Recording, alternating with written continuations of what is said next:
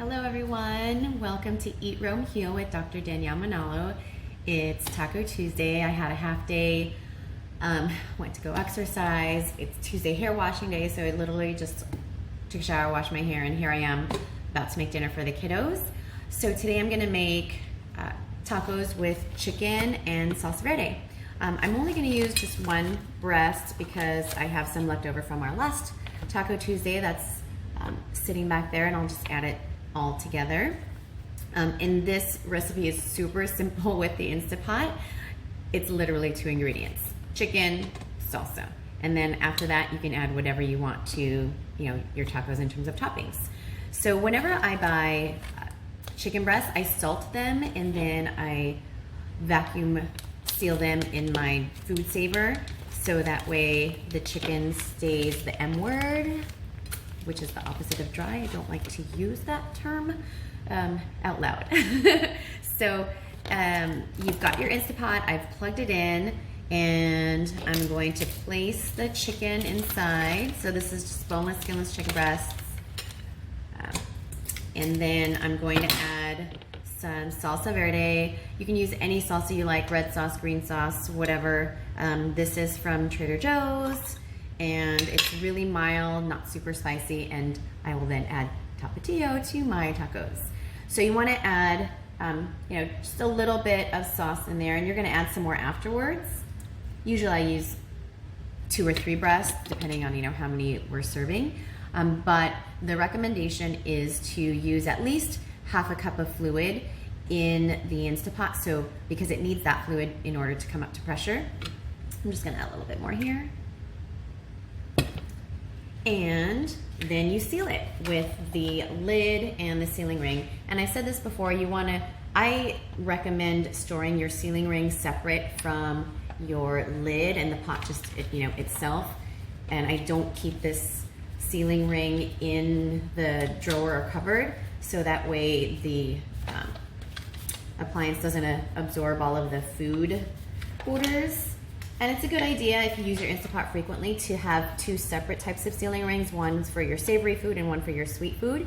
If you notice that your Instapot is taking a bit longer time to come to pressure, then it's probably a sign that you need a new sealing ring, because when you take it in and out during cleaning or whatever, then it can stretch. So once you've got your 2 ingredients in the Instapot, you can set the lid on there, rotate it, and make sure that it's set to the sealing setting, and then you'll turn it on. I use manual.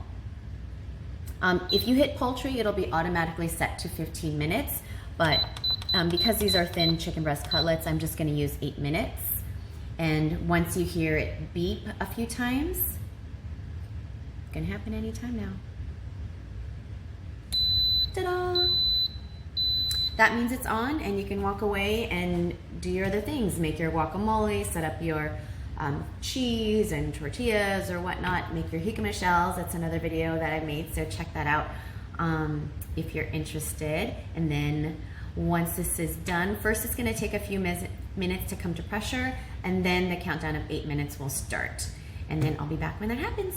See you in a few. The Instapot beeped about 2 minutes ago, so that means it's ready. So first you want to release the pressure, and you just move the button at the top from sealing to venting. Just be very careful and keep your face away from that steam.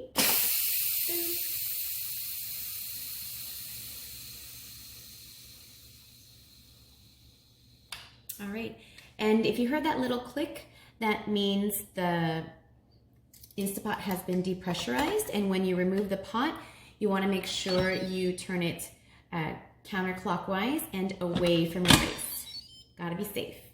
And what's cool about the Instapot, it has these little handles where you can just leave the lid right there, but I'm just going to remove it for space reasons. And the chicken is cooked. I'm just going to set it aside and discard the fluid, or just save it because you might use that in a little bit. And then we're gonna shred the chicken. And like I said, I usually use like 2 or 3 chicken breasts, but because I had some left over, I'm just using 1. So it might seem silly that I'm going to do this trick with just 1 chicken breast, but I just wanted to demonstrate how I usually do it. So the little trick I have, which I'm sure a lot of people do as well, is to use a hand mixer to shred the chicken rather than doing it by hand or with a fork. So you definitely want to remove the fluid from the Instapot, and then I just put the chicken back in. And then I'll move the camera so that you can see what happens when we use the hand mixer.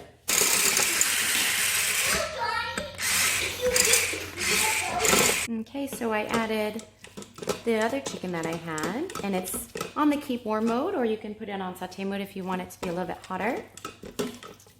And you just add a little bit more sauce.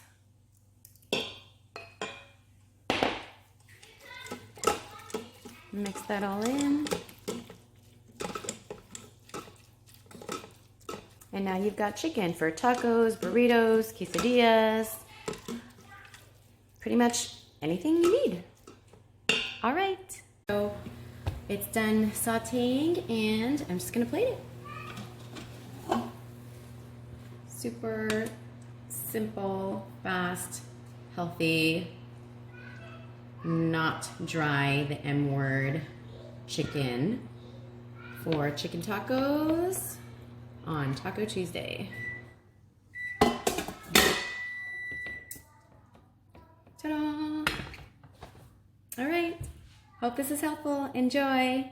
Peace out.